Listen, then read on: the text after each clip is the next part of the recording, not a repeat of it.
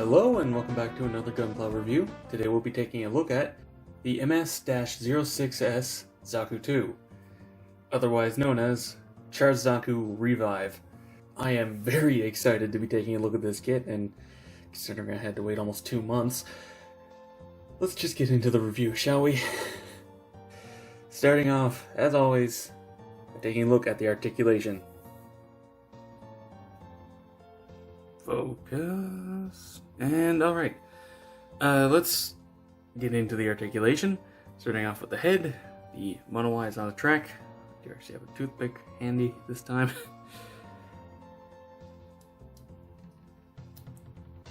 Move pretty far over to the side, both ways. And it does actually like to line up in the center pretty easily, so you don't really have to worry about fiddling with it too much. Now the head itself is on a ball joint, gets decently to either side, full rotation. Decently far to the back and really far to the front, though it does expose a massive gap there, but you know, not a big deal. Now the shoulders, if I can get it out, are on a ball joint down here, though it does leave a bit of a gap if you bring it down. It's more of an up thing. The shoulders themselves are on a forward-facing hinge, just a peg for rotation, and another hinge out to the side, which thankfully does get out of the way on this shoulder, 90 degrees. On this one is a little bit less, but it still gets out to the side, so good enough. Now I will say that the ball joint for this shoulder really loose, so a little bit of tape, just you can't see it, makes it way tighter, significantly better. Super easy fix. Yeah, this shoulder is just on a hinge and a ball joint. This one's on a hinge, a swivel, and then there's another hinge in the actual shield, but it doesn't like to move on mine, so whatever. As for the arms, there's a rotation in the bicep, then there's a 90-degree bend here at this joint, and there's a swivel at the mid-joint of the elbow, which is really interesting. Then you get another bend here, so yeah, full 180. And then the wrist itself, it's actually on a ball joint. It's a separate piece. Looks kind of weird when it's extended fully, but it's a lot of extra movement there, so can't really complain.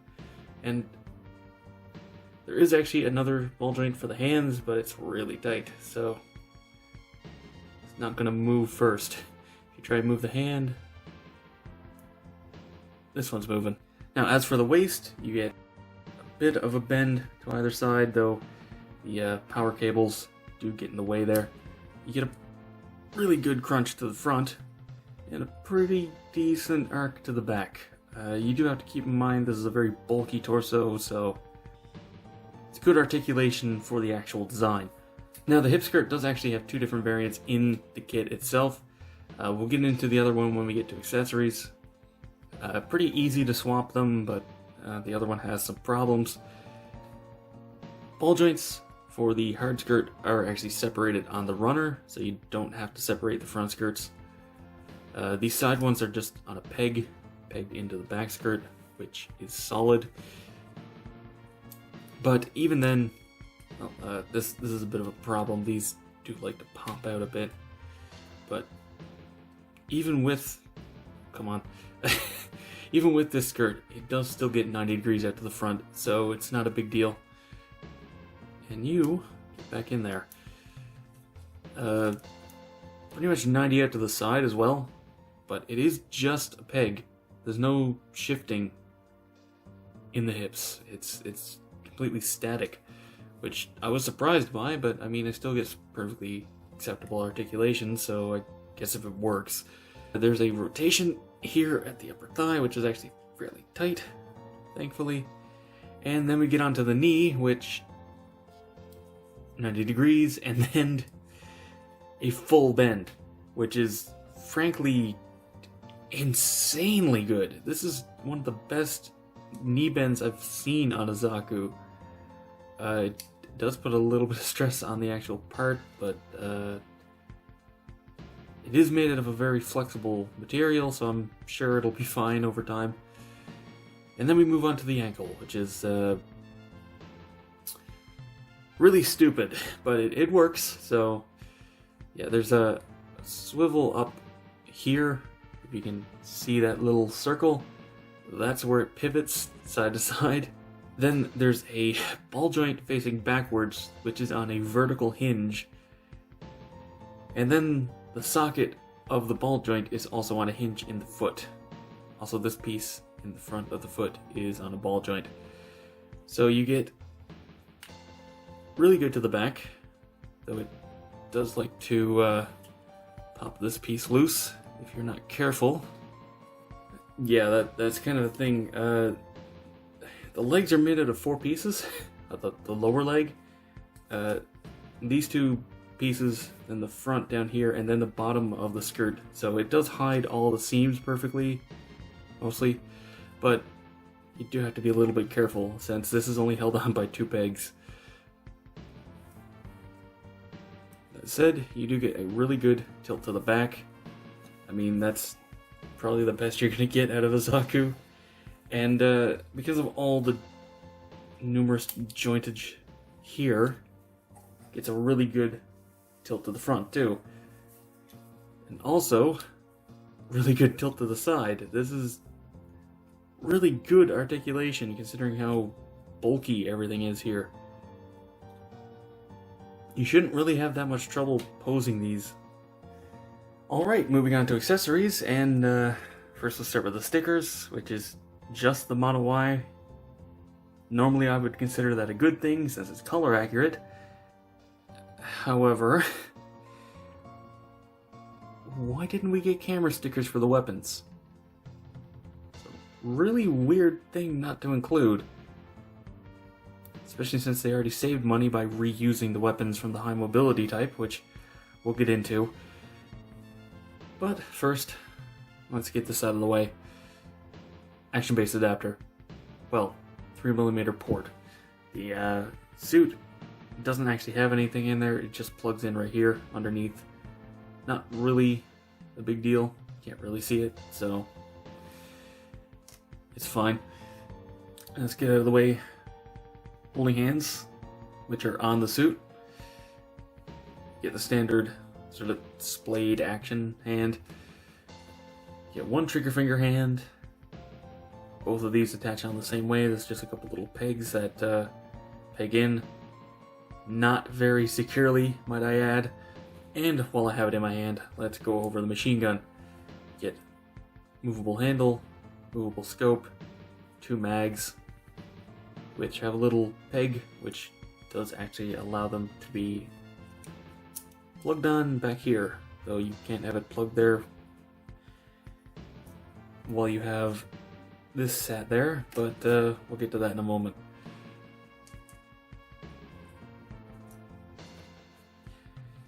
Yeah, let's just get this out of the way. There is actually weapon storage here, if you can pull it down. It just sits there. It's not very secure, like at all.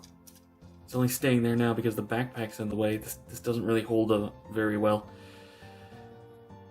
You also get the heat hawk, which I'm annoyed because you only get 1, which means you have to choose whether you want it to be painted, activated, or leave it alone. It does have a little clip, the ball joint on it, which is interesting, which just pegs into the side here.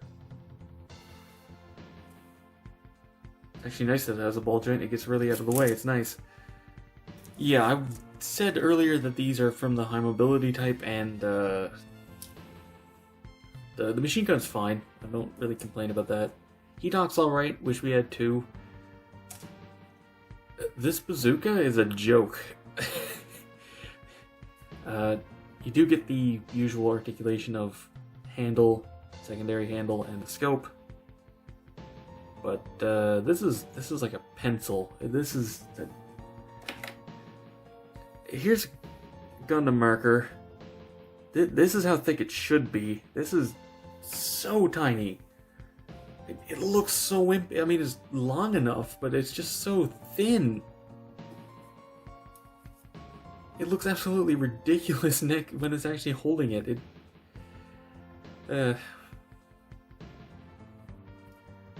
If it keeps the cost down, I don't mind them reusing the weapons, but this is useless.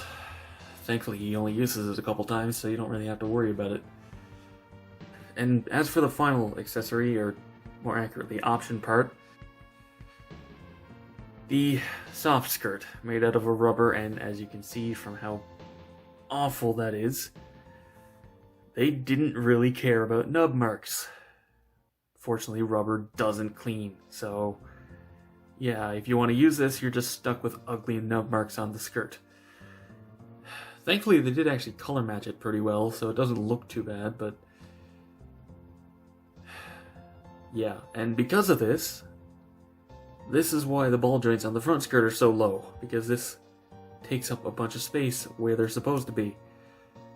If they had just said nah and just went with the hard skirt, honestly, it would have ended up with a better kit, but actually I took some footage earlier when I was building this, so I'll insert that now. Hey, I'm recording this just after finished building. I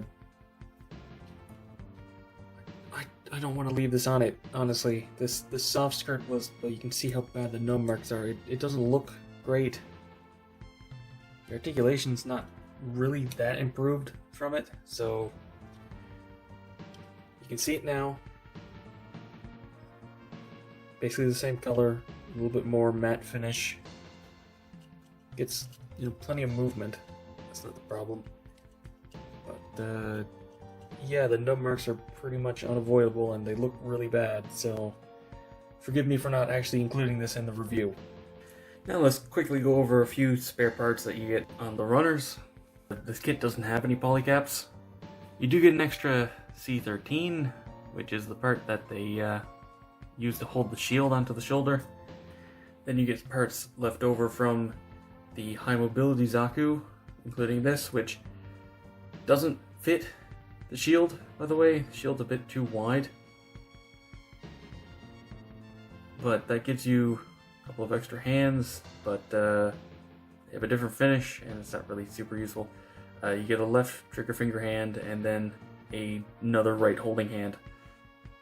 Now, I will say the left trigger finger hand is definitely useful, but Char Zaku's right-handed anyway, so it doesn't actually matter. And you do actually get hand covers for them, so presumably they intended for you to use them. Not that I really understand why you need two right holding hands, but the option's there. And for a quick size comparison, this Zaku is surprisingly short, honestly. It's actually shorter than the Origin kit by about a head, which, I mean, is accurate. I just didn't expect it to be quite so small. Granted, it's still bulky enough that it doesn't feel too small. So, to wrap this review up, the Char Zaku 2 Revive is really good, though not without fault.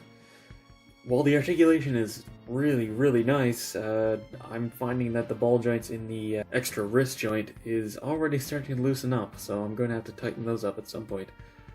Also, yeah, we need to talk about the soft skirt again. It's just kind of a waste, honestly. It's a really good idea in concept, but the execution is just inexcusably bad. Those nub marks are awful, and there's just no way to not have them. If they had undergated it, we wouldn't be having this conversation. Because if it was on the bottom of the skirt, it wouldn't matter. Well, aside from the awful execution of the soft skirt, this kit is really good. The colors are perfectly matched to the old high grades, which I was worried about, and thankfully they nailed it. Color separation is perfect, the articulation is excellent, and it's a lot of fun to build. Not to mention with the lack of polycaps, aside from a couple of ball joints I mentioned earlier, seems like it's going to hold up pretty well. Anyway, that's been all for this review. Thank you very much for watching. Let me know what you think down in the comments below. Give this video a thumbs up if you enjoyed it, it helps a lot. Subscribe for future reviews, and watch my backlog. And as always, until next time, happy building.